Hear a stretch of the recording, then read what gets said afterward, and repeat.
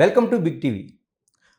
ప్రపంచంలో అతివేగంగా విస్తరిస్తున్న వ్యాధుల్లో క్యాన్సర్ మొదటి వరుసలో ఉంది. అందుకే క్యాన్సర్ పేరు చెప్తే అంత భయపడతాం. కానీ క్యాన్సర్తో భయపడడం కాదు, అవేర్ కావాలంటున్నారు ఆంకాలజిస్టులు. మనతో Yashoda hospitals clinical director and senior robotic surgical oncologist doctor Chinnababu ఉన్నారు.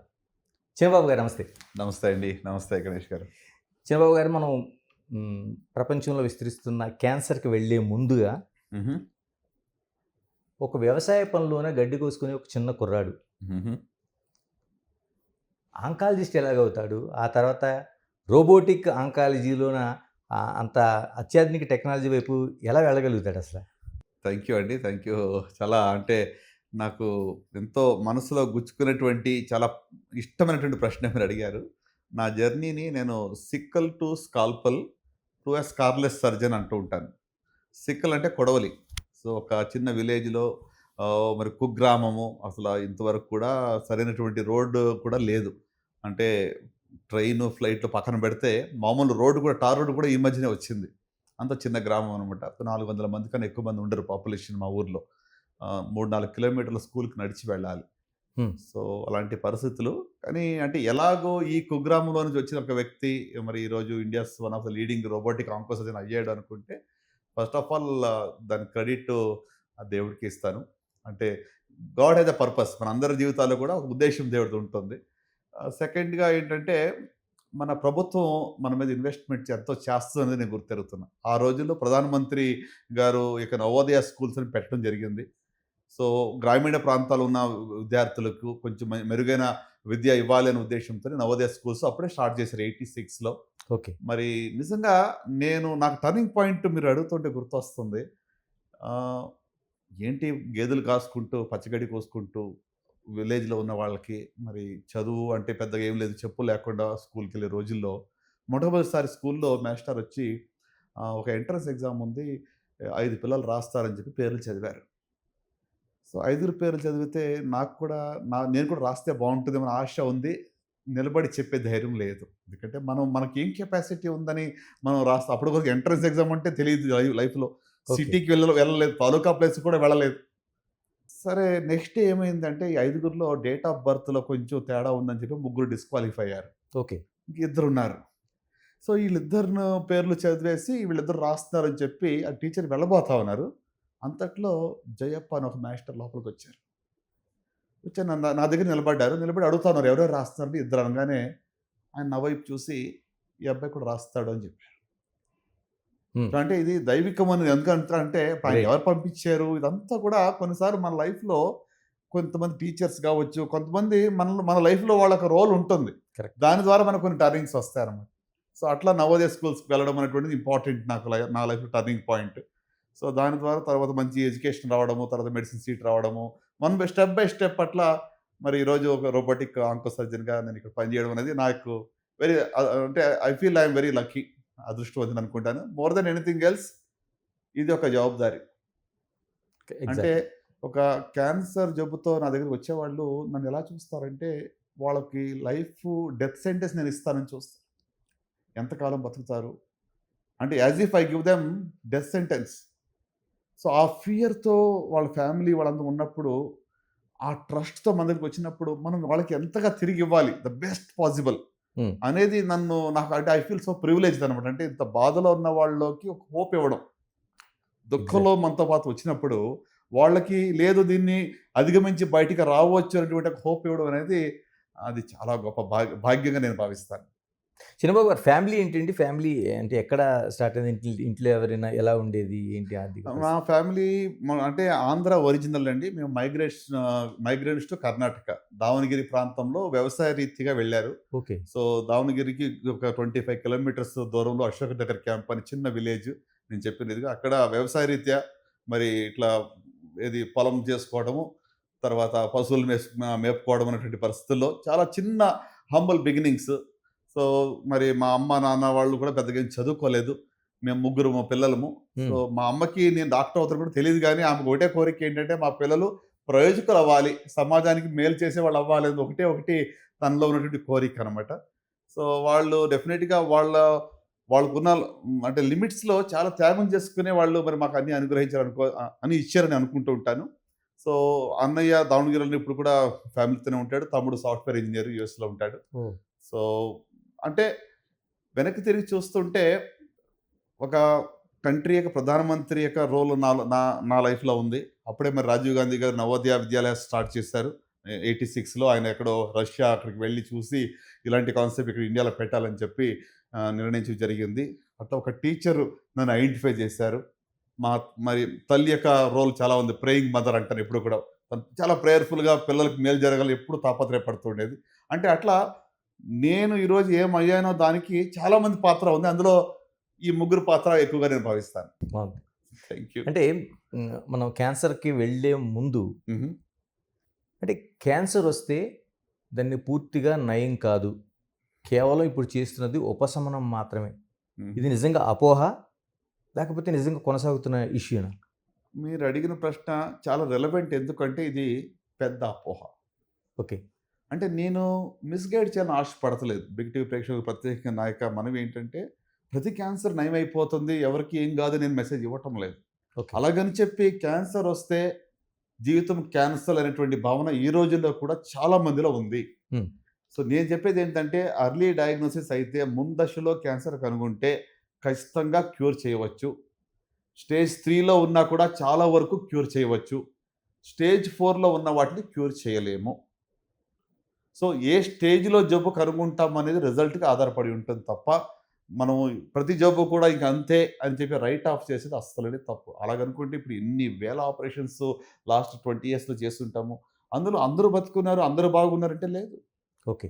అడ్వాన్స్ డిసీజ్ ఉన్న వాళ్ళు బాగోలేరు. ఎంతోమంది మరి చనిపోయారు.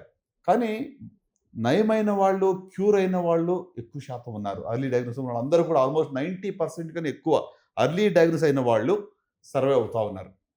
ఓకే. నార్మల్ లైఫ్‌తో ఉన్నారు. సో, గనుక నేను ప్రేక్షకులకు నేను చెప్పేదేంటంటే క్యాన్సర్ అంటే జీవితం క్యాన్సర్ కాదు. క్యాన్సర్‌ని పూర్తిగా నయం చేయవచ్చు. చేస్తూ ఉన్నాం చాలా వాటిల్లో కూడా.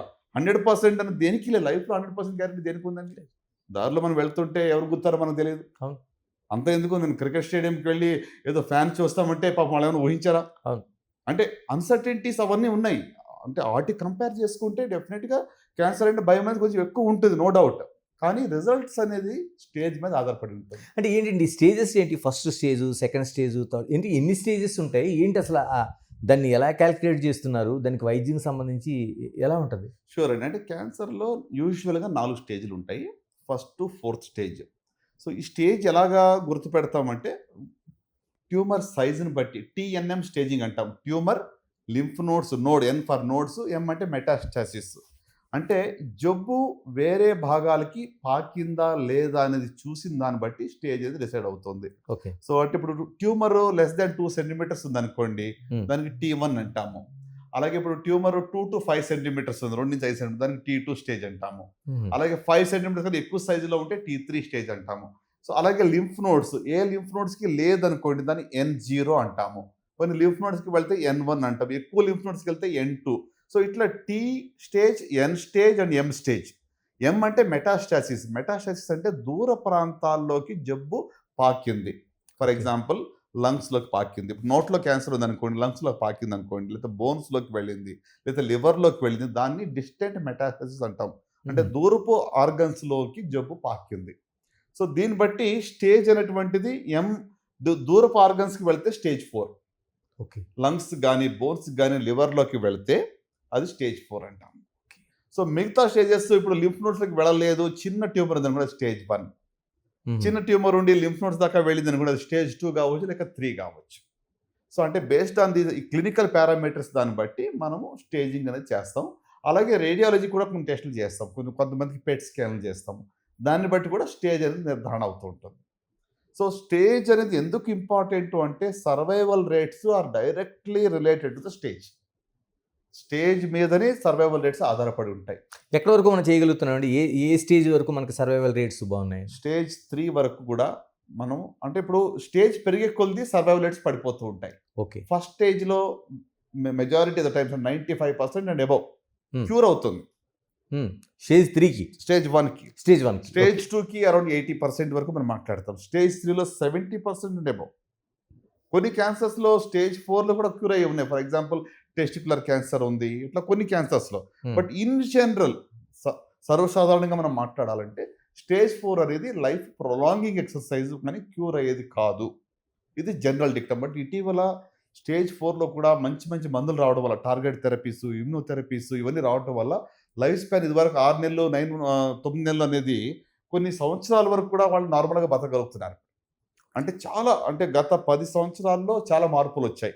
అంటే స్టేజ్‌లో కూడా 4 స్టేజ్‌లో కూడా కొన్ని స్పెసిఫిక్ క్యాన్సర్స్‌కి లాంగ్ టర్మ్ అవుట్‌కమ్స్ ఇచ్చే ఆవిష్కారం మనకుందిప్పుడు. ఓకే. అంటే ఇప్పుడు మనం టోటల్‌గా ఆంకాలజీలో ఉన్న ప్రపంచవ్యాప్తంగా చూసుకుంటే 2025 నాటికి 17 మిలియన్ల వారికి క్యాన్సర్ వచ్చే అవకాశం ఉందని మనకి గణాంకాలు చెప్తా ఉంది. రైట్. మన దేశం ఏ పరిస్థితిలో ఉంది? తెలుగు రాష్ట్రాలు ఎలాంటి దుస్థితిలో ఉన్నాయి? డెఫినెట్‌గా అండి క్యాన్సర్ సంఖ్య అనేది రోజు రోజుకి పెరుగుతూనే ఉంది.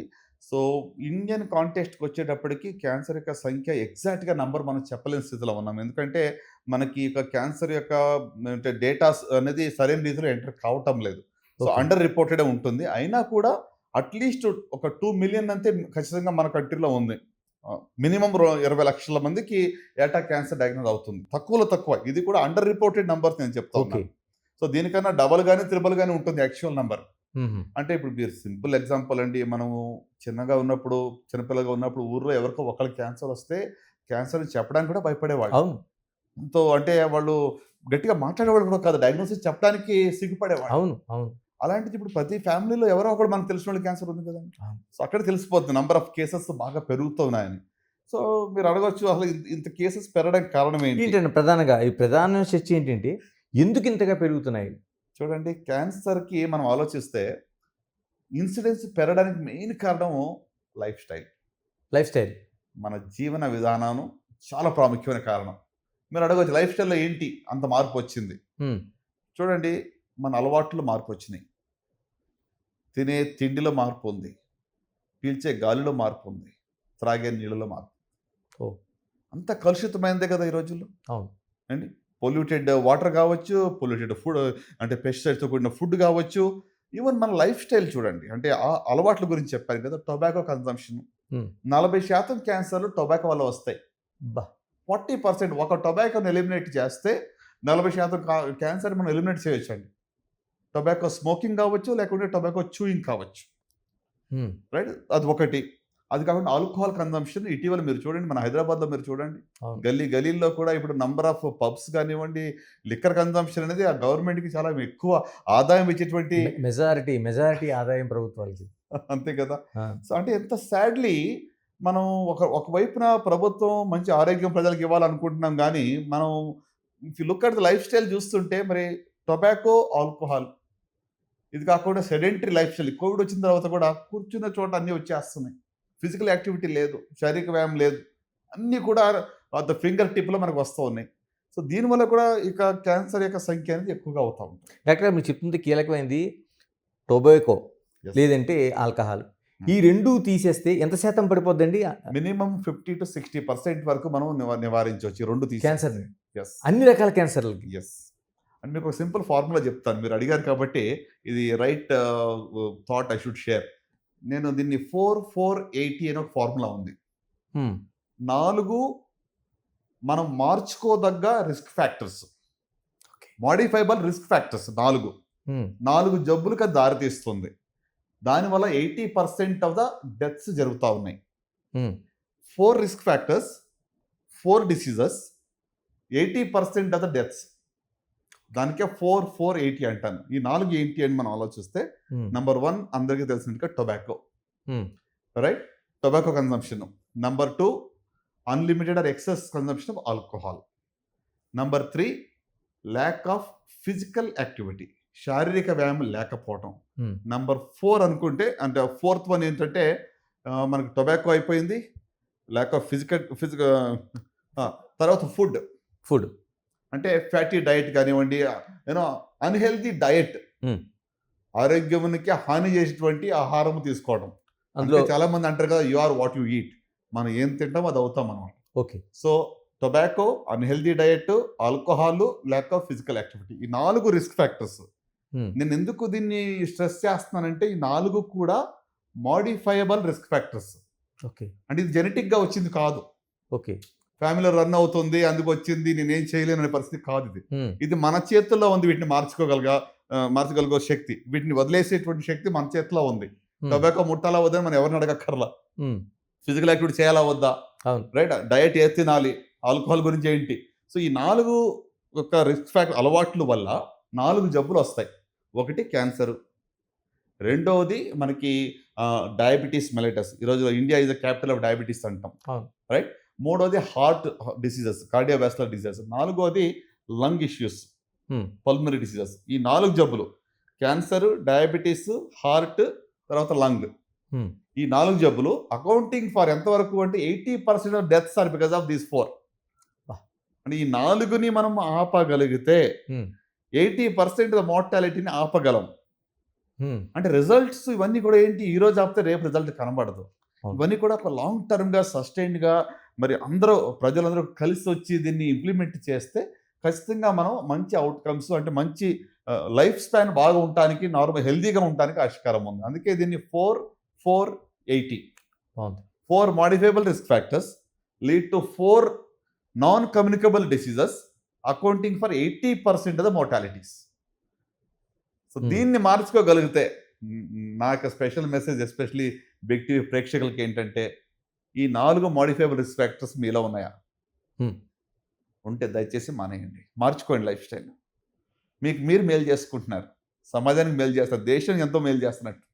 అంటే ఉన్న రెండిట్లో కూడాని అంటే పర్యావరణం ఎంత కారణం అవుతుంది? మన జన్యుపరంగా వచ్చేది ఎంత కారణం అవుతుందండి? జన్యుపరంగా మీరు అడిగారు కదండి. చాలామంది ఏమనుకుంటారంటే క్యాన్సర్ వస్తే ఫ్యామిలీ రన్ అవుతుందేమో భయపడుతూ ఉంటారు. ఆ! యాక్చువల్‌గా చెప్పాలంటే వంశపారంపర్యంగా వచ్చేటువంటి క్యాన్సర్స్ యొక్క సంఖ్య 5-10% మాత్రమే. అంతే. అంతే. 90-95% స్పొరాడిక్.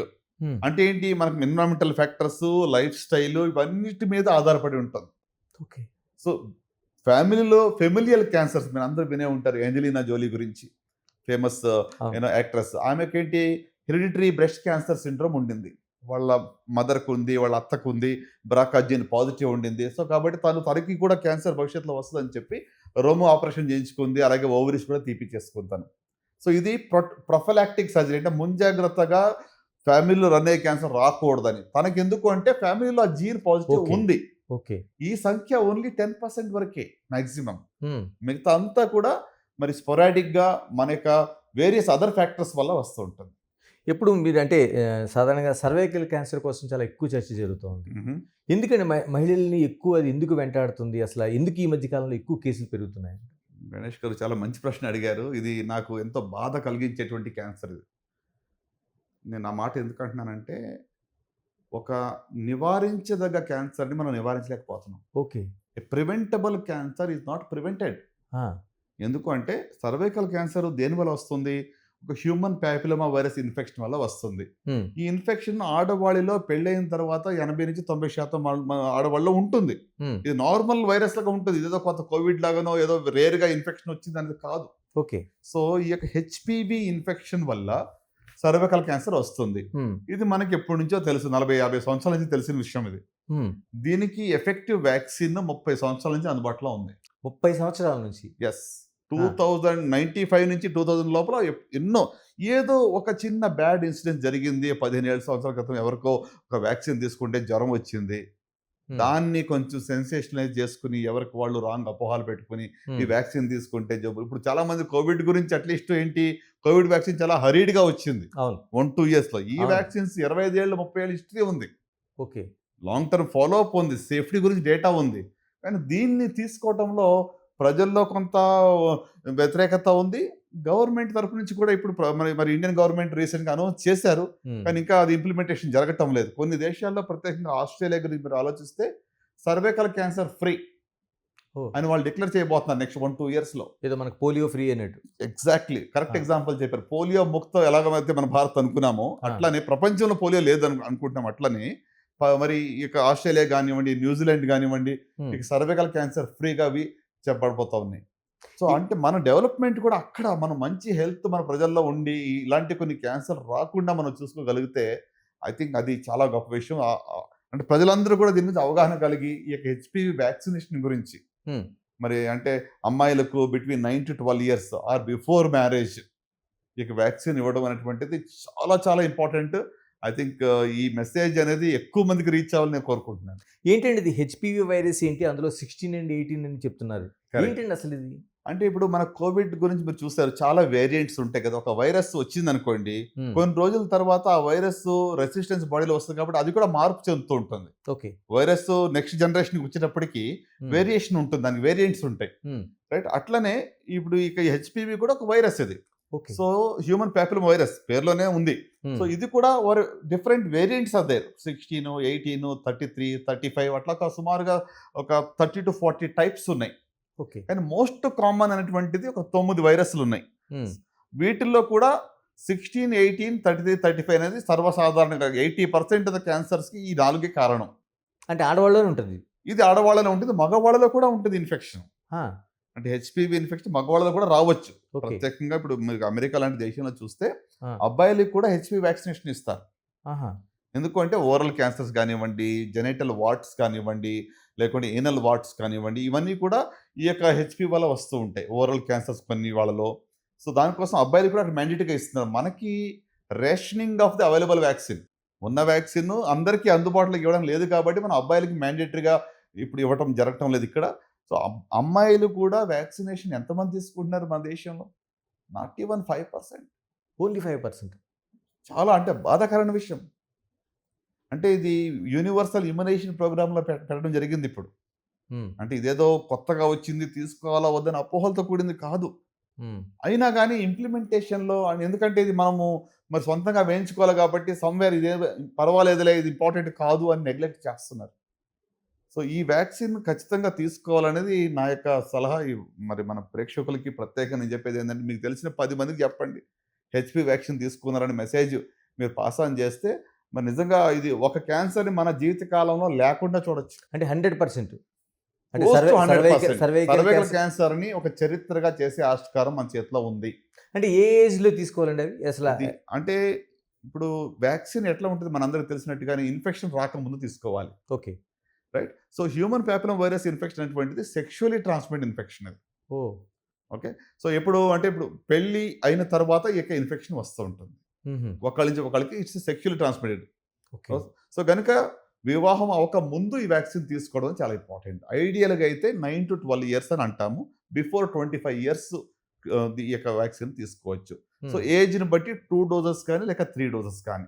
ఓకే. ఈరోజు ఒక డోస్ తీసుకుంటే సెకండ్ డోస్ 6 మంత్స్ కావచ్చు. లేక 3 డోస్ అయితే 3 మంత్స్ అండ్ దెన్ 6 మంత్స్. 036 లేక 06 అట్లా 2 డోసులు గాని, 3 డోసులు గాని తీసుకోవడం జరుగుతుంది. ఇక మగవాళ్ళకి సంబంధించి ప్రోస్టేట్ క్యాన్సర్ కోసం ఎక్కువ వింటుంటామండి మనం. అవునండి. అంటే 40 ఏళ్ళు వచ్చిన వాళ్ళకి చాలా మందికి ప్రోస్టేట్ క్యాన్సర్ కనిపిస్తుంటది. చివరికి కరెక్ట్. అమెరికన్ మాజీ ప్రెసిడెంట్ జో బైడెన్ కూడా దాని బారిన పడ్డాడని. చాలా వరకు మనకి ఏంటి ప్రోస్టేట్ ఎందుకు అంత వెంటాడుతుంది మగవాళ్ళని? అంటే ప్రోస్టేట్ క్యాన్సర్ ఒక రకంగా ఆలోచిస్తారండి ఉన్న అన్ని క్యాన్సర్‌లోనూ కొంచెం మంచి క్యాన్సర్ అని చెప్పొచ్చు. ఆ! ఎందుకంటే ఇది చాలా స్లో గ్రోయింగ్ క్యాన్సరు. దీనికి రిజల్ట్స్ అంత మంచిగానే ఉంటాయి. అంటే ఎల్డర్లీ ఏజ్‌లో ఒకవేళ క్యాన్సర్ తప్పదు అని అనుకుంటే ప్రోస్టేట్ క్యాన్సర్ కావాలని కోరుకోవాలంటాను. తప్పదు అనుకున్న పరిస్థితిలో. ఎందుకంటే రిజల్ట్స్ ఆర్ గుడ్. హ్మ్. దీంట్లో కూడా స్టేజ్ బట్టి రిజల్ట్స్ ఉంటాయి. ఈవెన్ ఇన్ స్టేజ్ 3, స్టేజ్ 4 కూడా మంచి ఔట్‌కమ్స్ ఉన్నాయి ప్రోస్టేట్‌లో. హ్మ్. సో ప్రోస్టేట్ గ్లాండ్ ఏంటంటే ఏజ్ పెరిగే కొద్దీ ప్రోస్టేట్ క్యాన్సర్‌కి రిస్క్ పెరుగుతుంది. ఇదివరకు మన లాంగివిటీ తక్కువ ఉండింది. హ్మ్. ఇప్పుడు లైఫ్ స్పాన్ పెరుగుతా ఉంది. 80 ఇయర్స్, 90 ఇయర్స్ అంటే చాలా ఎక్కువ మంది లాంగ్ టర్మ్ బతుకుతున్నారు కాబట్టి after 50 years prostate cancer risk అనేది పెరుగుతుంది. సో దానికి ఇదొక క్యాన్సర్ ఎలాంటిదంటే ఒక సింపుల్ ట్యూమర్ మార్కర్ ద్వారా ఈ క్యాన్సర్ ప్రారంభమైందా లేదా అని మనం తెలుసుకోవచ్చు. హుహు.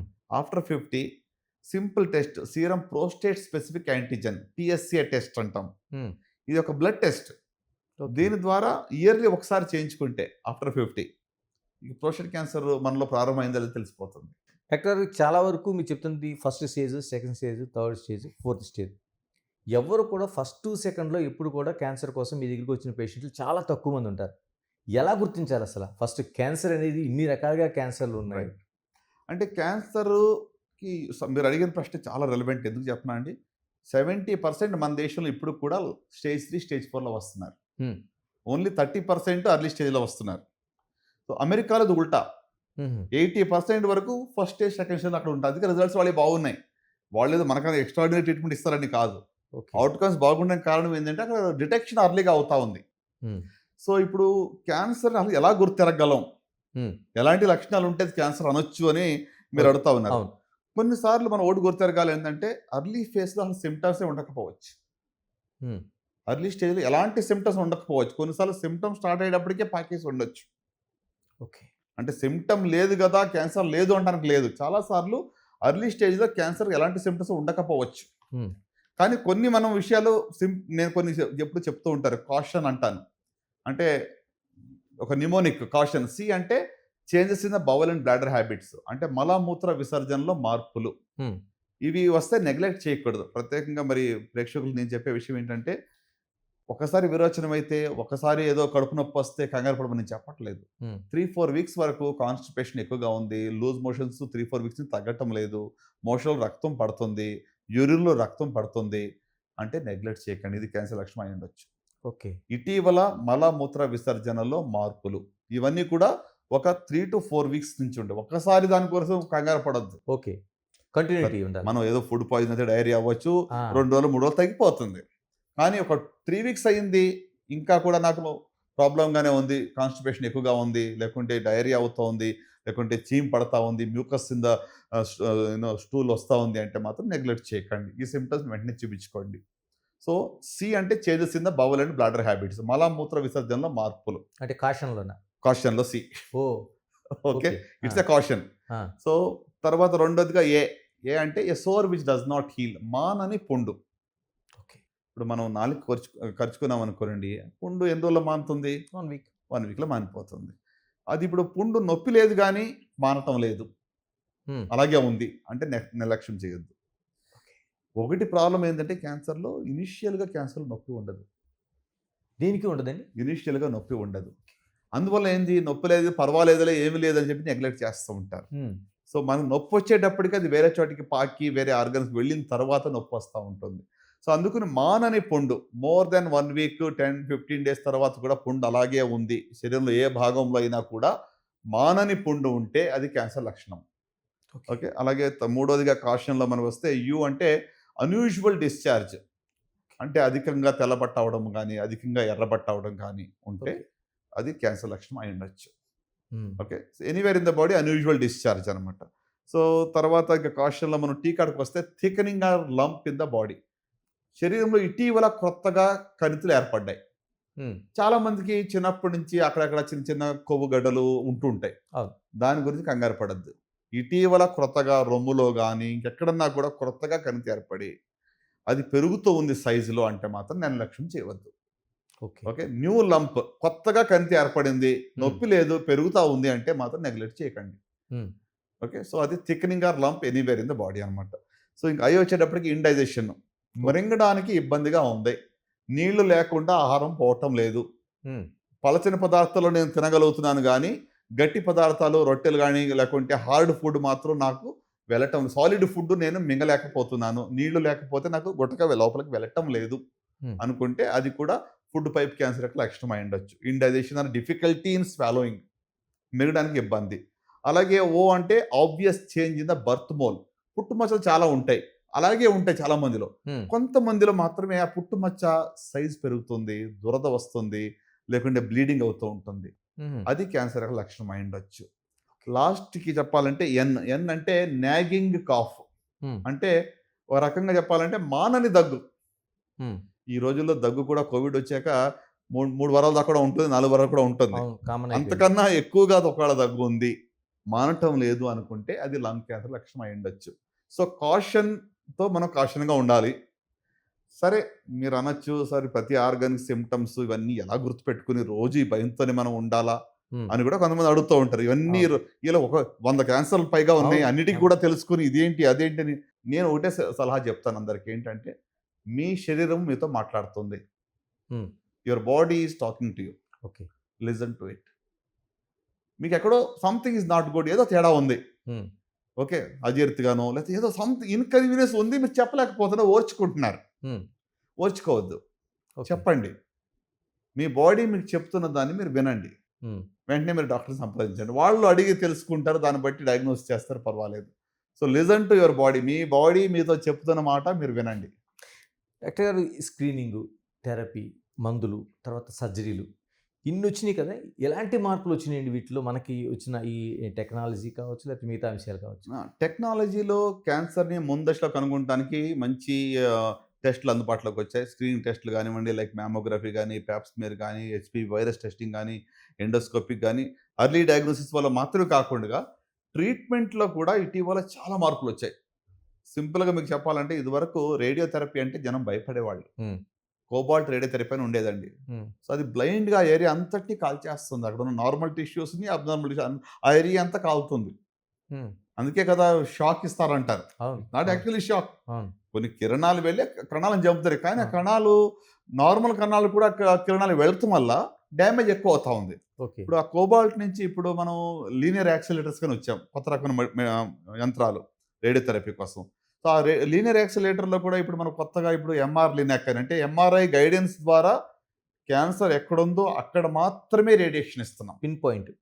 Targeted radiotherapy, precision radiotherapy. అంటే జబ్బు ఉన్న చోట మాత్రమే రేడియేషన్ వెళ్ళి టార్గెట్ చేస్తుంది. హుహు. నార్మల్ ఏరియాస్‌ని అది స్పేర్ చేస్తుంది. ఓకే.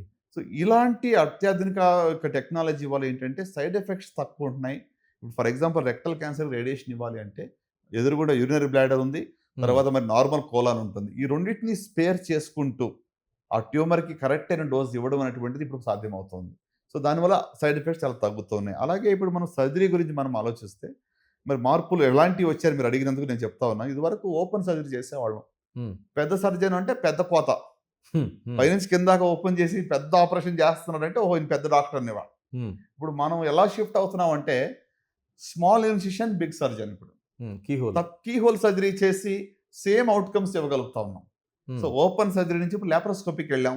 అవును. లాప్రోస్కోపీ నుంచి ఇప్పుడు రోబోటిక్ వచ్చాం. హ్మ్.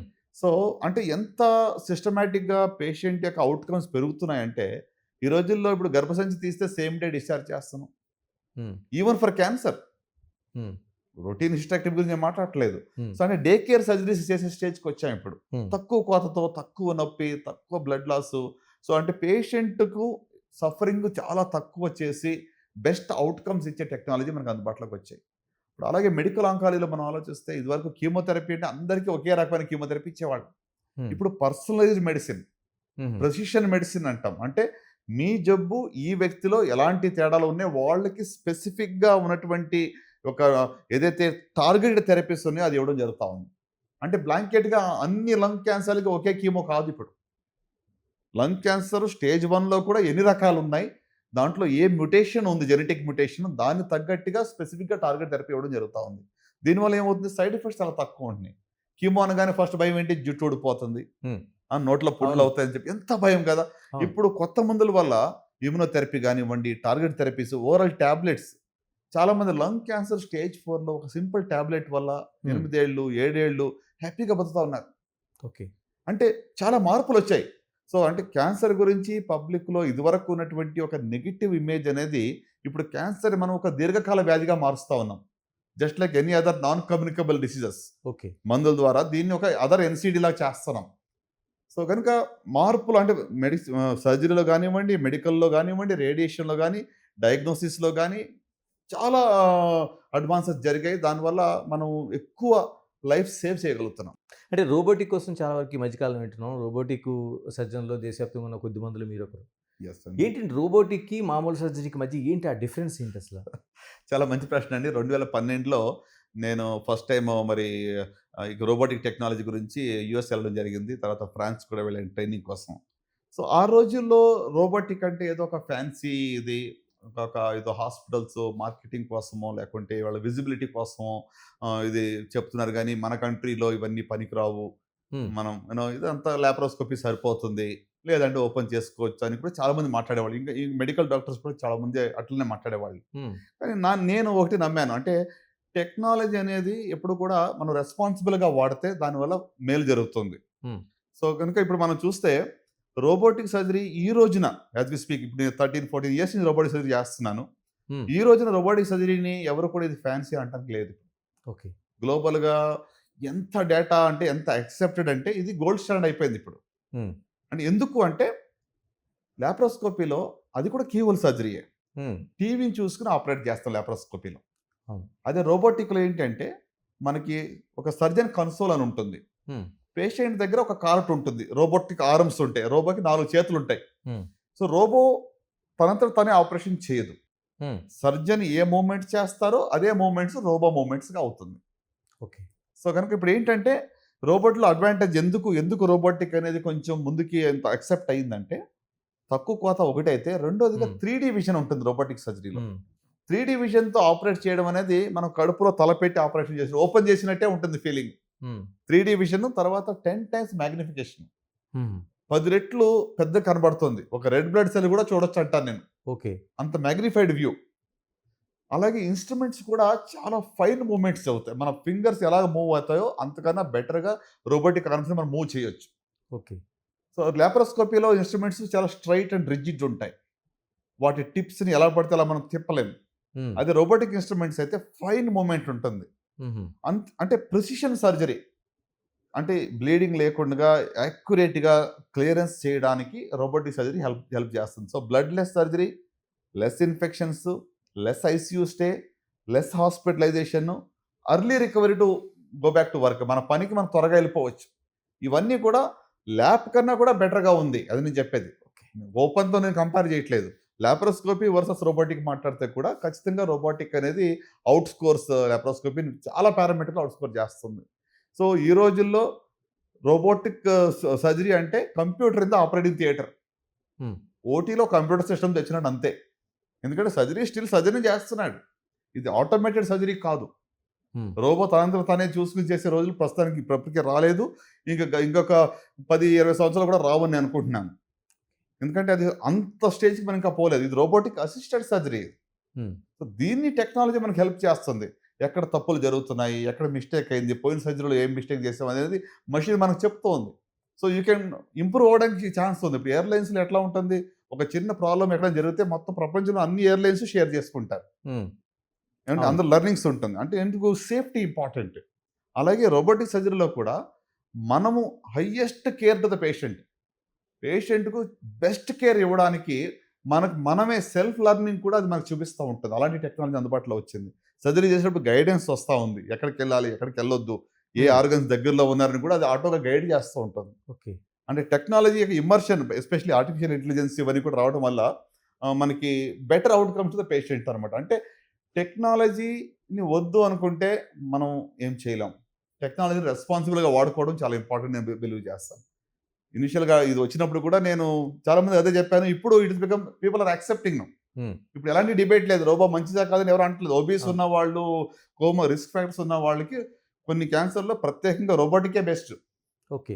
ఇప్పుడు ఎండోమెట్రియల్ క్యాన్సర్, యూట్రైన్ క్యాన్సర్ ఉందనుకోండి. వాళ్ళు హ్మ్. చాలా మంది ఆడవాళ్ళలో ఒబీస్ ఉన్న వాళ్ళలో ఈ క్యాన్సర్ వస్తుంది. హ్మ్. సో, వాళ్ళకి మనం ఓపెన్ చేస్తే అలా వూండ్ ఎప్పుడు హీల్ కావాలి? హ్మ్. ఓకే. ఓకే. ఊబకాయం హ్మ్. ఉన్న వాళ్ళలో హ్మ్. చాలా కష్టం. సో, హ్మ్. అలాంటి వాళ్ళలో ఈ కీహోల్ సర్జరీ చేయడం వల్ల హ్మ్. వాళ్ళు నెక్స్ట్ డే ఇంటికెళ్ళిపోతున్నారు. ఓకే. సో, ల్యాప్ కన్నా కూడా రోబోటిక్ అనేది ఇలాంటి కేసులో చాలా అడ్వాంటేజ్ అనమాట. సో, ఓవరాల్ ఐ థింక్ ఏది బెటర్ అనే డిబేట్ అనేది ఇప్పుడు లేదు. హ్మ్. రోబోటిక్ సర్జరీ గోల్డ్ స్టాండర్డ్ అనేది ప్రపంచవ్యాప్తంగా అయిపోయింది. ఇప్పుడు ఇండియన్ మేడ్ రోబో కూడా అందుబాటులో ఉంది. సుమారుగా 4, 5 రోబో సిస్టమ్స్ అందుబాటులో ఉన్నాయి. ఇనిషియల్‌గా ఎందుకు దీన్ని నెగెటివ్ అంటే కాస్ట్ కొంచెం ఎక్కువ. ఒక ఓకే. 2,00,000 ఎక్స్‌ట్రా అవుతుంది ఓకే. పేషెంట్‌కి ఓవరాల్ కాస్ట్‌లో. Hmm. So, but if you look overall hospitalisation, infections, వేరే బెనిఫిట్స్, ఎర్లీ రికవరీ అవన్నీ చూసుకుంటే 2,00,000 దాని ముందు అది సరిపోదు. ఓకే. మనం రైట్ ఆఫ్ చేసుకోవచ్చు దాని హ్మ్. ముందు. అంటే అందరికీ రోబో చేయాలని నేను చెప్పట్లేదు. సెలెక్టెడ్ కేసెస్‌కి లాప్రోస్కోపీ కూడా ఉంటుంది. సెలెక్టెడ్ కేస్‌కి రోబోటిక్ ఉంటుంది. అయినంత వరకు ఓపెన్ సర్జరీ మనం ఎలిమినేట్ చేయవచ్చు. తగ్గించవచ్చు. సో, దాన్ని బట్టి పేషెంట్ యొక్క రికవరీ ఫాస్ట్‌గా ఉంటుంది. అంటే ఆంకాలజీ మీరు చెప్తున్న దాని ప్రకారం చాలా డెవలప్‌మెంట్స్ కనిపిస్తున్నాయి. అవును. అయినా సరే చాలామంది ఇంకా ఇతర దేశాలకెళ్ళే ప్రయత్నం చేస్తున్నారు. అంటే మనకంటే ఏదైనా టెక్నాలజీ అడ్వాన్స్‌లో ఉందా? లేకపోతే ఎందుకని అటువైపు ప్రయాణం జరుగుతుంది? లేదంటే ప్రాచీన దేశాలు ఎస్పెషల్లీ వెస్టర్న్ కంట్రీస్‌లో మనకన్నా బెటర్ ట్రీట్మెంట్ ఉందని నేను ఒప్పుకోను. హుహు. స్కిల్ వైస్ మన దగ్గర ఉన్నంత స్కిల్ వెస్టర్న్ కంట్రీస్‌లో లేదు. ఎందుకంటే నేను అమెరికా గానివ్వండి, లేకుంటే ఇంగ్లాండ్ గానివ్వండి, ఫ్రాన్స్ గానివ్వండి, అన్ని సుమారుగా 8 కంట్రీస్‌లో నేను ట్రైనింగ్ తీసుకున్నాను. అక్కడున్న ప్రాక్టీస్ నేను చూసాను. స్కిల్ వైస్ మనకన్నా వాళ్ళు ఎక్స్ట్రార్డినరీ ఏం కాదు. కానీ హ్మ్. ఒకటి వాళ్ళ దగ్గర ప్రాసెసెస్ బాగున్నాయి. హుహు. రైట్. ఒక సిస్టమాటిక్ ప్రాసెస్ గుండా వెళ్తారు. బట్ ఇప్పటికి కూడా హెల్త్ కేర్ మన దగ్గర ఉన్నంత కంఫర్ట్ అక్కడ లేదు. హ్మ్. మీకు డాక్టర్‌ని మీరు కలవాలంటే 24 అవర్స్ లేకపోతే అవును. 48 అవర్స్‌లో మీకు డాక్టర్ అందుబాటులో ఉంటారిక్కడ. మీరక్కడ ఒక అపాయింట్‌మెంట్ తీసుకోవాలంటే కొన్ని నెలలు పడుతుంది. లేదా ఏదైనా మరీ తప్పని పరిస్థితి ఎమర్జెన్సీ అంటే అంత ఎమర్జెన్సీ ఇండికేషన్ ఉంటే డైరెక్ట్‌గా ఈఆర్‌కి వెళ్ళాలి. ఎవరు చూస్తారో తెలీదు. హ్మ్. సో, హెల్త్ కేర్ కాస్ట్స్ కూడా మనకన్నా 10-15 టైమ్స్ మోర్ ఎక్స్‌పెన్సివ్ అది. స్కిల్ వైస్ ఎక్స్‌ట్రార్డినరీ కాదు. మందులు అన్ని చోట్ల అందుబాటులో ఉన్నాయి. హ్మ్. ఒకటే వాళ్ళ దగ్గర ఏంటంటే క్లినికల్ రిసర్చ్ అనేది కొంచెం ఎక్కువగా జరుగుతూ ఉంటుంది. ఓకే. సో, కొత్త ట్రయల్స్ గాని, కొత్త మందులు ఏమైనా అందుబాటులో ఉంటే వాటి యొక్క ట్రయల్స్ ఎన్రోల్‌మెంట్ కూడా అక్కడ బాగా జరుగుతుంది. వాటిలో పాల్గొనే వాళ్ళుకి మంచి ఆప్షన్ అది మనకన్నా. అదర్‌వైజ్ ట్రీట్మెంట్‌కి సంబంధించి ఎలాంటి మార్పులు అక్కడికి ఇక్కడికి లేవు. ఇక కాస్ట్ వైడ్‌గా చూసుకుంటే హుహు. క్యాన్సర్ అనగానే ఒక కుటుంబం కుదేలైపోయే పరిస్థితులు ఈరోజు కనిపిస్తున్నాయి. కరెక్ట్. అంటే అది ఎర్నింగ్ చేసే వ్యక్తి కావచ్చు, లేకపోతే మిగతా వాళ్ళు ఆయనకి క్యూర్ చేయడం కోసం పడే కష్టం కావచ్చు. ఎందుకని ఆ కాస్ట్ వైడ్‌గా మన కిందకి రాలేమా? లేకపోతే ఇప్పుడు ఉండే దాంట్లో అలాంటి పరిస్థితి కొనసాగుతుందా? ఆహ్, లేదండి. అంటే మీరు అడిగిన ప్రశ్న చాలా రిలవెంట్. ఎందుకంటే క్యాన్సర్‌తో కుటుంబం అంతా కూడా ఇబ్బంది పడిపోతా ఉంది. హ్మ్. సో, ఫైనాన్షియల్ టాక్సిసిటీ అంటాం దీన్ని. హ్మ్. క్యాన్సర్ కేర్‌లో ఇప్పుడు దీనికి కూడా అగైన్ లింక్ ఏంటంటే స్టేజ్. ఓకే. ఎర్లీ స్టేజ్‌లో ఉంటే ఏదో ఒక ట్రీట్మెంట్ సరిపోతుంది. సర్జరీ గాని, రేడియేషన్ గాని, లేకపోతే మెడిసిన్ కీమోథెరపీ గాని. హ్మ్. అదే ఇప్పుడు లేట్ స్టేజ్‌లో వస్తే ఒక ఆల్ ద 3 సర్జరీ చేయాలా, కీమో ఇవ్వాలా, రేడియేషన్ ఇవ్వాలి. హుహు. సో, కాస్ట్ పెరుగుతుంది కదా! అన్ని మోడాలిటీస్ ఇచ్చినప్పుడు. అవును. సో, అందుకే ఫైనాన్షియల్ టాక్సిటీ అనేది క్యాన్సర్‌లో ఖచ్చితంగా ఉంది కాబట్టి ఎర్లీ డయాగ్నోసిస్ చాలా ఇంపార్టెంట్ ఒకటి. రెండోది నేను ప్రేక్షకులకు చెప్పాల్సిన మెసేజ్ ఏంటంటే హెల్త్ ఇన్స్యూరెన్స్ అనేది చాలా ఇంపార్టెంట్. అవును. అన్ని సెక్టార్‌లో కూడా ఇప్పుడు అది కనిపిస్తుంది. చాలా ఇంపార్టెంట్. అంటే మీరు నాకు అంత బాగున్నాలే నాకెందుకు అని అనుకోవద్దు. మీ కుటుంబ ఫ్యామిలీ ప్యాక్ తీసుకోనండి. మంచి కవరేజ్ పెట్టుకోనండి. సో దట్ అంటే ఎలాంటి రెస్ట్రిక్షన్స్ లేని కవరేజ్‌కి వెళ్ళండి. హెల్త్ ఇన్స్యూరెన్స్ గాని దేనికి ఖర్చు పెడతాం? మనం సంపాదించేది దేనికోసం? మన అవును. ఆరోగ్యంకి అంతే ప్రాబ్లమ్ కదా! వచ్చినప్పుడు మనం పరిగెత్తి టెన్షన్ పడేదానికి బదులుగా కరెక్టే. హెల్త్ ఇన్స్యూరెన్స్‌కి అసలు నెగ్లెక్ట్ చేయకూడదు. చాలా సార్లు స్కీమ్స్ ఉన్నాయి కదా! అని అనుకుంటూ ఉంటారు. వాటి మీద డిపెండ్ గాకండి. మీరు ఎర్నింగ్ చేయగలిగి, కట్టగలిగితే మీరు హెల్త్ ఇన్స్యూరెన్స్ మంచిగా తీసుకోవడం మంచిది అని నా ఉద్దేశ్యం. ఇక ఏఐ కోసం మాట్లాడారు. హుహు. అన్ని సెక్టార్‌లు కూడా ఏఐ కోసం మాట్లాడుకుంటున్నాం. రైట్. ఆంకాలజీలో ఏఐ ఎటువంటి మనకు ప్రయోగాలు జరుగుతున్నాయి? ఎంత తొందరగా మనకి ఇంకా లేటెస్ట్‌గా అందుబాటులోకి రాబోతుంది? ఎలాంటివి రాబోతున్నాయి? ఏఐ ఎట్లా ఉందంటే ప్రపంచాన్నే అది కుదిల్చివేస్తుంది. హ్మ్. మనం అనుకున్న దానికంటే ఫాస్ట్‌గా వస్తుంది. హ్మ్. మనం ఊహించిన దానికంటే ఇంకెప్పుడో వస్తదో చూద్దాంలే అనుకున్న దానికంటే ఫాస్ట్‌గా వస్తుంది. ఇప్పుడు ఇందాక మనం మాట్లాడుకున్న రోబోటిక్ సర్జరీలో ఆర్టిఫిషియల్ ఇంటెలిజెన్స్. హ్మ్. సో, ఏఐ ద్వారా ఏమవుతుంది? ఒక సర్జన్ చేసిన వీడియోస్ అన్నీ కూడా ఏఐ అనలైజ్ చేస్తుంది. హుహు. ఇప్పుడు నేనొచ్చి ఆపరేషన్ అయిపోయిన తర్వాత బయటకొచ్చి చాలా కష్టంగా ఉందండి ఈ ఆపరేషన్ అని చెప్పాననుకోండి. మీకేం తెలుస్తుంది? అంతే కదా! ఆ! నిజంగా కష్టంగా ఉందా? నాకు కష్టంగా ఉందా? ఆ! వేరే సర్జన్‌కి అది కష్టంగా ఉందా? ఎలా తెలుస్తుంది? కరెక్టే. సబ్జెక్టివ్ కదండీ! అవును. సో, అంటే ఆబ్జెక్టివ్‌గా మన పెర్ఫార్మన్స్‌ని ఎవరు అసెస్ చేయట్లే. హ్మ్. అదే ఇప్పుడు ఆర్టిఫిషియల్ ఇంటెలిజెన్స్ ఏం చేస్తది? మీరు చేసిన సర్జరీ యొక్క వీడియోని అనలైజ్ చేస్తుంది. స్టెప్ బై స్టెప్, ఈ స్టెప్ ఎంత టైం తీసుకున్నావు? ఎలా చేసావు? అనేది మొత్తం అనలైజ్ చేసిందనుకోండి. హ్మ్. ఒక స్కోరింగ్ ఇస్తే తెలిసిపోతుంది కదా! కరెక్టే. అంటే over a period of time are you improving are are you doing a better job or not తెలిసిపోతుంది దాంట్లో. సో, హ్మ్. అంటే అట్లా అసెస్‌మెంట్ సెల్ఫ్ అసెస్‌మెంటే కాకుండా పేషెంట్‌కి కూడా మనం బెటర్ కేర్ ఇవ్వడానికి టెక్నాలజీ హెల్ప్ చేస్తుంది. So, artificial intelligence for example ఇప్పుడు రేడియాలజీలో ఉందనుకోండి. ఎక్స్‌రే గాని, సీటీ స్కాన్ గాని, ఎంఆర్ఐ గాని, పెట్ స్కాన్ గాని AI can read better. 40% better outcomes AI can give అండి. మనం కళ్ళతో చూసేదానికంటే టెక్నాలజీ మరి పిక్సెల్ కూడా అది బాగా చూసి ఎక్కడైతే తేడా ఉందో అది పిక్ చేసుకోగలదు. సో, రేడియాలజీలో ఆర్టిఫిషియల్ ఇంటెలిజెన్స్ ముందుగా రాబోతా ఉంది. ఆల్రెడీ హ్మ్. చాలా సెంటర్‌లో రేడియాలజీకి ఏఐ వచ్చేసింది. హ్మ్. అలాగే ఇప్పుడు పెథాలజీ ఉంది. హ్మ్. స్లైడ్స్ అవును. మైక్రోస్కోప్‌లో చూడాలి. ఏఐ చాలా వరకు యాక్యురేట్ డయాగ్నోసిస్ ఇవ్వగలుగుతుంది. ఓకే. ఇప్పుడు మేము చేసే స్క్రీనింగ్ క్యాంప్స్ రూరల్‌లో మన ఫౌండేషన్ ద్వారా చేసే పనుల్లో హ్మ్. అక్కడెక్కడో సర్వైకల్ క్యాన్సర్‌కి పాప్ స్మియర్ తీసి, స్లైడ్స్ రెడీ చేసి, వాటిని హైదరాబాద్‌కి తెచ్చి ఇక్కడ ల్యాబ్‌లో ఇచ్చి రిపోర్ట్ ఇవ్వాలంటే 2, 3 వీక్స్ పడుతుంది. హ్మ్. మనం అక్కడే స్లైడ్ చేసి, అక్కడే మనం ఏఐ ద్వారా రీడ్ చేయగలిగితే డాక్టర్ లేకుండగా ఎంత మార్పండి అది. సో, ఇట్స్ అంతే ఆల్రెడీ కదా! హ్యాపెనింగ్.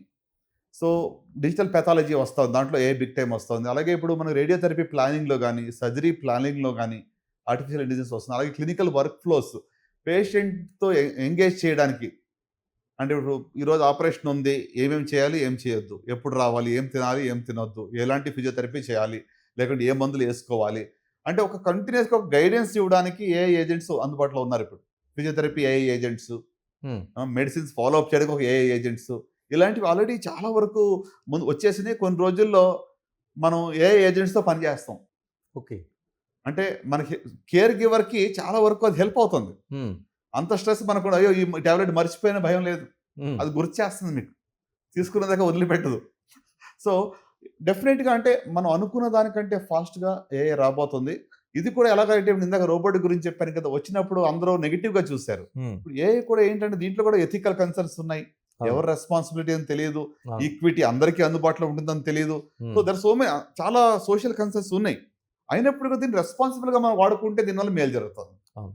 అంటే use it responsibly. It is here to stay. మనం కావాలన్నా, వద్దన్నా అది వచ్చి తీరుతుంది. ఇండస్ట్రీ పుష్ చేస్తుంది. పెద్ద పెద్ద కంపెనీస్ పెద్దగా ఇన్వెస్ట్ చేసి దాన్ని ముందుకు తీసుకొస్తున్నారు. అది యూజబుల్ అని చెప్తున్నారు. ఇప్పుడు వాట్సాప్ లేకుండా మనం ఉండగలుగుతున్నాం ఈ అంతే రోజుల్లో. కదా! అవును. So, technology is here to stay. అవును. కానీ దాన్ని రెస్పాన్సిబుల్‌గా మనం వాడుకోవాలని నా భావన అనమాట. ఇలా ఒక్కసారి చికిత్స జరిగిన తర్వాత క్యాన్సర్‌కి ఎనీ హుహు. ఏ రకమైన తర్వాత లైఫ్ స్టైల్ ఎలా ఉండబోతుంది? కొన్ని క్యాన్సర్స్ మళ్ళీ తిరిగి మనకు కనిపిస్తున్నాయి అంటున్నారు. కరెక్ట్. అంటే క్యాన్సరు తిరగబడే ఛాన్స్ అనేది స్టేజ్ మీద ఆధారపడి ఉంటుంది. అందుకే రిజల్ట్స్ గురించి చెప్తాం. ఓకే. ఎర్లీ స్టేజ్‌లో ఉండే తిరగబడే ఛాన్స్ చాలా తక్కువ. హ్మ్. స్టేజ్ 1, స్టేజ్ 2 అంటే 90% తిరిగి రాదు. ఓన్లీ హ్మ్. 10% రిస్క్. హుహు. ఓకే. ఇప్పుడు 100% రిస్క్ లేకుండా మన లైఫే లేదు కదండీ. అవును. బయటికెళ్తే 100% సేఫ్‌గా ఇంటికొస్తాం అనుకుందాం. సో, అవును. Is as good as that for stage 1. హ్మ్. కానీ స్టేజ్ 3లో ఉన్నప్పుడు రిస్క్ ఆఫ్ రికరెన్స్ ఒక 20% వరకు ఉంటుంది. అందుకే ఎవ్రీ 3 మంత్స్ ఫాలో అప్‌కి రమ్మంటాం. హుహు. ఏ స్టేజ్‌లో క్యాన్సర్ ట్రీట్మెంట్ అయినా కూడా హ్మ్. 5 సంవత్సరాలు ఫాలో అప్‌కి రమ్మంటాం. 5 years. 5 years. 5 years survival rate అని అంటాం క్యాన్సర్‌లో దేనికి సంబంధించినా కూడా. 5 ఇయర్స్ సర్వైవల్ రేట్స్ ఎంత ఉంటాయని చెప్తాం. అంటే 5 ఏళ్లే బతుకుతారని కాదు. హ్మ్. 5 ఏళ్ల వరకు వాళ్ళు బాగున్నారు అంటే, జబ్బు రాలేదు అంటే తర్వాత వాళ్ళు క్యూర్ అయినట్టుగా చెప్తూ ఉంటాం. అంటే మీ కెరియర్‌లో చాలా వరకు వేల సర్జరీలు చేసుంటారు టోటల్‌గా. అంటే టోటల్‌గా ఈ కాంప్లెక్స్ సర్జరీల్లోన ఇది పలానాది క్రిటికల్ అయింది మనకి అనుకునేది ఒకటైతే, ఒక అద్భుతం జరిగింది. ఒక మిరాకిల్ జరిగింది అనుకున్న ఘటనలేమైనా ఉన్నాయా మీ మీ లైఫ్‌లో? అయ్యో! మిరాకల్స్ అయితే చాలానే జరిగినాయండి. అనుకున్న దానికంటే విభిన్నంగా చేయవలసొచ్చిందనేది మాత్రం నాకు ఇప్పటికీ గుర్తు. ఒక డాక్టర్‌కు రోబోటిక్ సర్జరీ చేస్తున్నాను రెక్టల్ క్యాన్సర్ సంబంధించి. హ్మ్. సో, డాక్టర్‌కి. డాక్టర్ గాని ఫిజిషియన్ హైదరాబాద్‌లోనే. సో, రేడియేషన్, కీమో అయిన తర్వాత ఇక రెక్టల్ క్యాన్సర్ సర్జరీ చేయాలి. అది పర్మనెంట్ బ్యాగ్ పెట్టకుండా లోపలనే అతికేటువంటి ఆపరేషన్ ఇది. హ్మ్. అంటే పర్మనెంట్ కొలాస్టమీ వద్దు. చాలా కిందకుంది జబ్బు. సో, పర్మనెంట్ కొలాస్టమీ పెట్టకుండానే రోబోటిక్ సర్జరీ ద్వారా దీన్ని ట్రీట్మెంట్ చేయాలి. సో, ట్రీట్మెంట్ ఇనిషియల్ పార్ట్ అంతా బాగా అయిపోయింది. ఒక 2, 3 అవర్స్‌లో చాలా వరకు కంప్లీట్ చేసేసాం. ఇంకా రోబోటిక్ ఆర్మ్‌తో ఏం చేయాలంటే ఒక స్టేప్లర్ ఫైర్ చేయాలి. హ్మ్. స్టేప్లర్ ద్వారా ఏందంటే కోలాన్ని కట్ చేస్తాం. సో, స్టేప్లర్ అప్లై చేస్తుంటే అది ఫైర్ అవ్వటం లేదు. ఎందుకంటే అది రేడియేషన్ ఇవ్వడం ద్వారా రెక్టము థిక్ అయిపోయింది. ఆ థిక్ టిష్యూ ఉండటం వల్ల స్టేప్లర్ అసలు ఎలాంటి స్టేప్లర్ తీసుకున్నా ఫైర్ అవ్వట్లేదు. రోబో ఏ స్టేప్లర్ ఫైర్ అవ్వట్లేదు. లాప్రోస్కోపిక్ తీసుకున్నా అవ్వట్లేదు. ఏం చేసినా అవ్వటం లేదు. ఆల్మోస్ట్ 10 అవర్స్ అయిపోయింది ఆపరేషన్. ఆ! సో, ఇంక ఏం చేయాలి? చేయకపోతే కంప్లీట్ చేయలేకపోతే పర్మనెంట్ బ్యాగ్ పెట్టాల్సొస్తది మొత్తం తీసేస్తే. ఓకే. సో, దాన్ని మనం అవాయిడ్ చేయాలి. సో, చివరికి ఇంకా ఓన్లీ ఆప్షన్ ఏంటంటే అంత లోపల కింద భాగంలో కుట్లు పేగిన కుట్లేయాలా, చేత్తో కుట్టేయాలని చాలా కష్టం. హ్మ్. అందుకే స్టేప్లర్స్, రోబోటిక్, పెల్విక్ సర్జరీలు చాలా అడ్వాంటేజ్ అంటాం. మన చేతులు వెళ్ళడానికి కూడా కష్టమున్న ప్లేస్‌లో హ్మ్. రోబోటిక్ ఇన్‌స్ట్రుమెంట్స్ ఈజీగా ఎళ్తాయి. ఓకే. కానీ నాకేమో స్టేప్లర్ ఫైర్ కావటం లేదు. హ్మ్. ఎందుకంటే టిష్యూ థిక్ ఉంది. ఓకే. అంటే సిస్టమ్ ఫెయిల్యూర్ కాదిది. హ్మ్. సో, ఇంక చివరికి అటెండర్స్‌తో మాట్లాడి ఆల్మోస్ట్ 12 అవర్స్ అయింది. నేను ఓపెన్ టెక్నిక్‌తో ఎంత కష్టమైనా పర్లేదు వి విల్ ట్రై అని చెప్పి ఓపెన్ చేసి హ్మ్. చాలా కింద భాగంలోకెళ్ళి సిజర్‌తో కట్ చేయాల్సొచ్చింది. ఎందుకంటే అది ఓకే. చేత్తోనే కుట్లేయాలి. ఇప్పుడు పేగును జాయిన్ చేయాలన్నా కూడా మాన్యువల్‌గానే చేయాలిప్పుడు. ఓకే. సో, మాన్యువల్‌గా దాన్ని కట్ చేసి, మాన్యువల్‌గా సూచర్ చేసి ఆల్మోస్ట్ 14 అవర్స్ సర్జరీ అయింది. బట్ ఏంటంటే ఇంత లాంగ్ అవర్స్ అయినా కూడా తృప్తి ఏంటంటే ఆయనకి పర్మనెంట్ బ్యాగ్ పెట్టకుండా అవాయిడ్ చేయగలిగాం. ఎన్ని ఛాలెంజెస్ వచ్చినా కూడా at the end of the day patient outcomes మంచిగా ఉన్నాయి. హ్మ్. ఆయన హ్యాపీగా ఉన్నాడు అనేటువంటిది సాటిస్ఫాక్షన్ అనమాట. At the end of 14 hours we are happy. అరే! హ్మ్. అలసిపోయాము ఏంటి ఇంత ఆ! కష్టమైందని కాదు. తృప్తి ఎక్కువగా ఉంటుంది. సాటిస్ఫాక్షన్ అనమాట. సో, అట్లనే ఇప్పుడు ఇంకొక పేషెంట్ మిరాకిల్ గురించి అడిగారు. నాకెప్పుడూ ఈ స్టోరీ నేను చెప్తూ ఉంటాను. One of the early cases అనమాట. ఈసోఫేజియల్ క్యాన్సర్ కోసం సర్జరీ చేశా. హ్మ్. అది ఆల్మోస్ట్ చెస్ట్‌లో ఆపరేట్ చేయాలా, అబ్డోమెన్‌లో ఆపరేట్ చేయాలా, నెక్‌లో ఆపరేట్ చేయాలా. మొత్తం ఫుడ్ పైప్ తీసి స్టమక్‌ని నెక్‌లోకి తెచ్చి కుట్టాలి. ఈ ఆపరేషన్ క్షేమంగా బానే చేసేసాను 4 అవర్స్‌లో. పేషెంట్ బాగుంది. Third, fourth half day breathing problem start అయినాయి. ఇక ఆమెకేం చేయాలి? భయం ఒక పక్కన అరే! ఇంత పెద్ద ఆపరేషన్ చేసాం ఆమె ఇంటికెళ్ళకపోతే ఎట్లా అని మాకు టెన్షన్. సర్జన్ ఆపరేట్ చేసిన ఒక వారం పడుకోం మనం. హ్మ్. మేము మేజర్ సర్జరీ చేస్తే ఒక 1 వీక్ ఆళ్ళ పేషెంట్ ఇంటికెళ్ళేదాకా మాకు నిద్ర ఉండదు. ఓకే. అంటే ఆ స్ట్రెస్ ఉంటుంది. అదే కదా! పోస్ట్ ఆపరేటివ్ అనేది యాంటిసిపేటింగ్ ఎనీ ప్రాబ్లమ్స్ ఉన్నాయా? కాంప్లికేషన్స్ ఏమైనా ఉన్నాయా? ఎట్లా ఉంది అనేటువంటి యొక్క కంటిన్యూయస్‌గా మనసులో అది పీకుతూ ఉంటుంది. హ్మ్. సో, ఆ పేషెంట్ మరి చివరికి వెంటిలేటర్ మీద పెట్టాం. కాన్షియస్‌గా ఉన్నా కూడా వెంటిలేటర్ మీద పెట్టాము. చివరికి ఇంక తీసుకొని వెళ్ళిపోండి అని చెప్పి వాళ్ళు అటెండర్స్‌ని పిలిపించి ఇంక లాభం లేదు. మీరు ఇంటికి తీసుకుపోండి. సో, ఆ పేషెంటు నాకెంత దుఃఖం అంటే ఇంత ఆపరేషన్ చేస్తే ఇంత కష్టపడ్డాము. ఏంటి ఇట్లా లంగ్ ఇన్ఫెక్షన్ వచ్చింది కదా! ఈమెకు అని చెప్పి చాలా బాధపడ్డా. వాళ్ళేం చేశారు వెంటిలేటర్ గూడా హాస్పిటల్‌లో డిస్కనెక్ట్ చేయకుండా అంబులెన్స్‌లో డిస్కనెక్ట్ చేయమన్నారు. హ్మ్. ఎందుకంటే ఇది patient is leaving against medical advice. హ్మ్. సో, అంబులెన్స్‌లో వెళ్తే చనిపోయిందని అనుకున్నాను. 1 వీక్ తర్వాత నేను కామినేని నార్కెట్పల్లికి రెగ్యులర్ విజిట్‌కెళ్ళేవాడిని ఆ రోజుల్లో. వెళ్తే ఈఆర్‌లో ఎవరో నన్ను చూడడానికి రమ్మన్నారు. పేషెంట్ ఎవరో వచ్చారు మీరు చూడండి అని చెప్పి ఎమర్జెన్సీ కాడికెళ్తే ఆ రోజు ఒక లేడీ గట్టిగా అరిచింది. సార్ అంది. వెనక్కి తిరిగి చూస్తే అన్ని ట్యూబులు బ్యాగులతో ఉన్నాయి. ఆ! ఇదేంట్రా ఇది దైవమా ఏంటా అని చెప్పి భయమేసింది నాకు. సార్ నేను ఇంకా బతికే ఉన్నాను సార్ అంది. ఆమెకేంటంటే అదొక మిరాక్యులస్‌గా ఆమె వెళ్ళిపోవడం వాళ్ళు ట్యూబ్ తీసేశారు.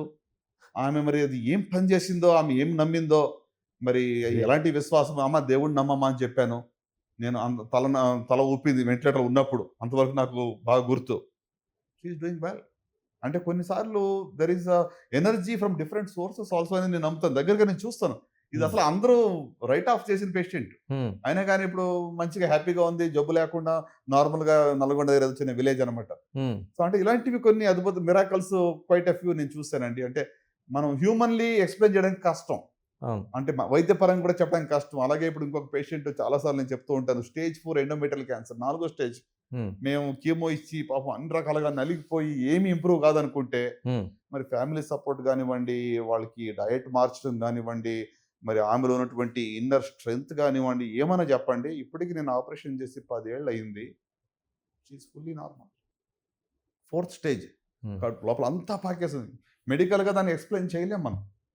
ఓకే. సో, ఇలాంటివి కొన్ని కేసెస్ మరి నిజంగానే మిరాక్యులస్‌గా హీల్ అవ్వడం అనేది విత్ ప్రూఫ్. అంటే ఇదేదో నేను అనుకుంటున్నాను. ఇది నా యొక్క ఎమోషనల్ అండర్‌స్టాండింగ్‌తో నేను చెప్పేది కాదు. జెన్యూన్‌గా జరిగినటువంటివి నేను చెప్తా ఉన్నాను.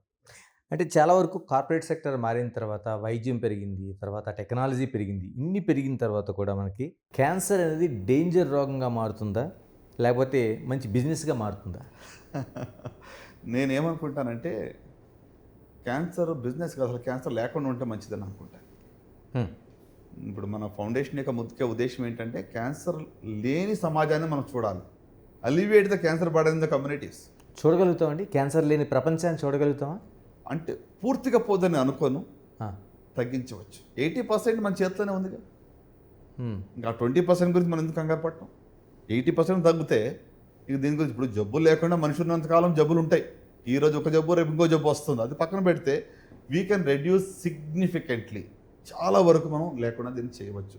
డెఫినిట్‌గా అంటే ఇప్పుడు హెల్త్ అనేటువంటిది ఒక సర్వీసు, సేవ. అంటే ఎస్పెషల్లీ క్యాన్సర్ అన్నప్పుడు ఎంత బాధతో వాళ్ళు వస్తారు కదా! ఇది in no way I can say ఇది హాస్పిటల్స్‌కో లేకపోతే ఎవరికైనా బిజినెస్ అనేది ఒకటి ఖర్చు లేకుండా ఏది కాదు. There so much of cost equipment investment ఉంటుంది. ఇన్‌ఫ్రాస్ట్రక్చర్, సర్వీస్ అంటే కాస్ట్ లేకుండా నథింగ్ కమ్స్ ఫ్రీ. ఎవరో అమెరికన్స్ అంటారు కదా! There is no free hmm. Lunch అన్నట్టు. హ్మ్. But question is with what intention are we treating what are we pushing things అనమాట. అంటే అన్నెసెసరీగానో లేకపోతే నాట్ అవసరం లేనివి యాజ్ లాంగ్ యాజ్ ఇంటిగ్రిటీ అనేది మనలో ఉంటే I think we're doing justice to the patient. పేషెంట్‌కి మనం న్యాయం చేయడం అనేది టాప్ మోస్ట్ ప్రయారిటీ. అది చేసుకుంటే automatically everything will be in place అండి. అంటే నిజంగా చెప్పాలంటే హైదరాబాద్‌లో రేడియేషన్ ఎక్విప్‌మెంట్స్ ఉన్నన్ని ప్రపంచంలో ఎక్కడా లేవు. ఓకే. మోర్ దాన్ 45 పైన రేడియోథెరపీ ఎక్విప్‌మెంట్స్ ఉన్నాయి. అంటే హ్మ్. ఏంటి అన్ని చోట్ల నుంచి పేషెంట్ వస్తున్నారు కాబట్టి అన్ని మెషిన్స్‌లో కూడా నడుస్తుంది. అరే బిజినెస్ బాగానే ఉంది కదా! అంటే లేనోళ్ళకి ట్రీట్మెంట్ ఇస్తున్నారా? లేదు కదా! జబ్బున్న వాళ్ళకి కదా ట్రీట్మెంట్ ఇచ్చేది. ఇప్పుడు జబ్బు లేకుండా రేడియేషన్ ఇవ్వలేరు. బయాప్సీ రిపోర్ట్ కన్ఫర్మేషన్ ఉండాలి. హ్మ్. అంటే ఆంకాలజీలో ఒకటి ఏంటంటే అనెథికల్ ప్రాక్టీస్‌కి చాలా తక్కువ స్కోప్. ఓకే. ఎందుకంటే జబ్బు ఉన్నట్టు ప్రూఫ్ లేనిదే ట్రీట్మెంట్ ఇవ్వలేము. ఇప్పుడు మీకు అపెండిక్స్ అన్నారు అనుకోండి. అపెండిక్స్ అవును. సర్జరీ చేస్తే నొప్పి ఉందన్నారు చేసాము. దానికి అంతకన్నా ప్రూఫ్ ఏంటి? లేదు. ఏం లేదు. హ్మ్. ఏమండి? హ్మ్. కానీ ఇప్పుడు ఆంకాలజీలో మీరు బయాప్సీ రిపోర్ట్ లేనిదే టిష్యూ డయాగ్నోసిస్ లేనిదే మనం ఇవ్వడానికి ఛాన్సే లేదు కదా! నాకు ఈ క్యాన్సర్ ఉందనుకుని ఆపరేషన్ కుదరదు. Okay. You have to prove with a biopsy, you have to prove with a PET scan or CT scan. So కంపల్సరీగా ఎవిడెన్స్ బేస్డ్. సో కనుక ఐ థింక్ అంటే రాను క్యాన్సర్ కేర్ అనేది చాలా మేలుగానే జరుగుతుంది. ఇది another non communicable diseases. Diabetes, hypertension మాదిరిగానే ఒక దీర్ఘకాల వ్యాధిలాగా కూడా వెళ్ళే అవకాశాలు ఎక్కువ కనబడుతున్నాయి. కొత్తమంది ఇప్పుడు ఏఐతో డ్రగ్ డిస్కవరీ చాలా ఫాస్ట్గా అవబోతా ఉంది. 10 ఏళ్ళు పట్టేది ఇదివరకు ఇప్పుడు 10 రోజుల్లో కొంతమంది కనుక్కోవచ్చు. ఎందుకంటే అంత ఫాస్ట్గా ప్రాసెసింగ్ అవుతుంది. డిఫరెంట్ కెమికల్ ఆప్షన్స్ని ఏ మెడిసిన్ మీద ఫోకస్ చేయాలనేది AI is helping us. So I think it is going to be good. అంటే మనకి ఓవరాల్గా మనకి హెల్త్ కేర్ అనేటువంటిది ఇంప్రూవ్ అవుతూ ఉంది. Technology is also helping us. అంటే చాలా వరకు క్యాన్సర్ సంబంధించి మీరు అంటున్న సర్వీస్లో ఉంటుంది, ఒక చాలా ఫౌండేషన్స్ కనిపిస్తున్నాయి. గ్రేస్ ఫౌండేషన్ ద్వారా మీరు ఏంటి ఎలాంటి అవేర్ కల్పిస్తున్నారా, లేకపోతే దానికి సంబంధించి ఏం చేస్తున్నారు టోటల్గా? సార్, గ్రేస్ క్యాన్సర్ ఫౌండేషన్ అనేటువంటిది 2013లో ప్రారంభించబడింది. దీని ముఖ్య ఉద్దేశం ఏంటంటే సమాజంలో క్యాన్సర్ సంఖ్యను తగ్గించాలి. ఎలా చేస్తామంటే 4 పిల్లర్స్ ఉన్నాయి దాంట్లో. ఒకటి అవగాహన కల్పించడం, అవేర్నెస్. రెండవది early detection. Mobile cancer screening buses మనకు ఒక 6 బస్సులు ఉన్నాయి. ఈ క్యాన్సర్ స్క్రీనింగ్ బస్సుల ద్వారా గ్రామీణ ప్రాంతాలకు వాళ్ళ ఇంటికి వెళ్ళి వాళ్ళ దగ్గరకు పోయి క్యాన్సర్ స్క్రీనింగ్ చేస్తున్నాం. బ్రెస్ట్ క్యాన్సర్ కానీ, ఓరల్ క్యాన్సర్ కానీ, తర్వాత లంగ్ క్యాన్సర్ కానీ, సర్వైకల్ క్యాన్సర్, మోస్ట్ కామన్ 4 క్యాన్సర్స్కి వాళ్ళ ఇంటికి వద్దకు వెళ్ళి మనం టెస్టులు చేస్తున్నాం. ఎందుకంటే అర్లీ స్టేజ్లో కొన్నిసార్లు సిమ్టమ్స్ ఉండవు కాబట్టి ఈ స్టేజ్లో కనుగొనాలంటే స్క్రీనింగ్ టెస్టులు చేయాలి ఏజ్ని బట్టి. Okay, so number 2 is early detection. మూడోది ట్రీట్మెంట్. గత 15 సంవత్సరాలుగా ఎవ్రీ ఫ్రైడే నిజామాబాద్లో క్యాన్సర్ ట్రీట్మెంట్కి నేను వెళ్తున్నప్పుడు క్యాన్సర్ హాస్పిటల్ పెట్టాం. సో పూరెస్ట్ పూర్ పేషెంట్స్కి అక్కడ మరి ఆరోగ్యశ్రీలో కానీ ఫ్రీగా కానీ క్యాన్సర్ ట్రీట్మెంట్ ఇవ్వడం జరుగుతూ ఉంది. అలాగే 4th ఏంటంటే రీసెర్చ్ అండ్ రీహాబిలిటేషన్. సో ఆంకాలజీలో రీసెర్చ్, డ్రగ్ డిస్కవరీ కానివ్వండి, లేకుంటే కొత్త ఎక్విప్మెంట్స్ కానివ్వండి, కొత్త ట్రీట్మెంట్ కూడా డిస్కవరీ చేస్తాం. సో ఈ 4 వర్టికల్స్ మీద పనిచేస్తాను. అవగాహన కల్పించడానికి క్యాన్సర్ రన్ అనేది మీకు సిటీలో అందరికీ తెలిసిందే. గ్రేస్ క్యాన్సర్ రన్ అనేది గత 8 ఇయర్స్గా one of the most popular events. అంటే ప్రపంచవ్యాప్తంగా 130 దేశాల్లో జరుగుతూ ఉంది. అండ్ లాస్ట్ ఇయర్ 20,000+ హైదరాబాద్లో వచ్చారు. ప్రపంచవ్యాప్తంగా 150,000 మంది పాల్గొన్నారు. ఈసారి దాన్ని డబల్ అవ్వబోతా ఉంది. ఆల్మోస్ట్ 3 lakh పీపుల్ పాల్గొనబోతున్నారు ప్రపంచవ్యాప్తంగా. అంటే ప్రజల్లో శారీరక వ్యాయామం అనేది చాలా ఇంపార్టెంట్. సింపుల్ టూల్, మంచి హెల్త్ కోసము, క్యాన్సర్ని అవగాహన పెంచడానికి దీన్ని ఒక టూల్గా వాడుకొని మనం ముందుకు తీసుకుని వెళ్తున్నాం. సో దీని ద్వారా ఏంటంటే ఒక తృప్తి ఏంటంటే ఇప్పటి వరకు ఆల్మోస్ట్ ఒక 1.4 crore పీపుల్ వరకు మనం రీచ్ అవ్వగలిగాం. So last month every month 10,000 మందికి స్క్రీనింగ్ చేస్తున్నాం మన బస్సుల ద్వారా. మొబైల్ క్యాన్సర్ స్క్రీనింగ్ అనేది మంత్లీ 10,000 అనేది మన టార్గెట్ అనమాట. సంవత్సరం అయితే 1,00,000 మందికి స్క్రీన్ చేయాలి, లేకపోతే యానివర్సరీ చేయొద్దు అని చెప్పాను మా టీం మెంబర్స్. అంటే అంత కమిటెడ్గా టీంని ఇలా పని చేస్తుంది నాకు ఎంతో హ్యాపీగా అనిపిస్తుంది. అంటే మన వంతు మనం ఎంతో ఇది సర్వ్ చేయగలుగుతున్నాం అనమాట.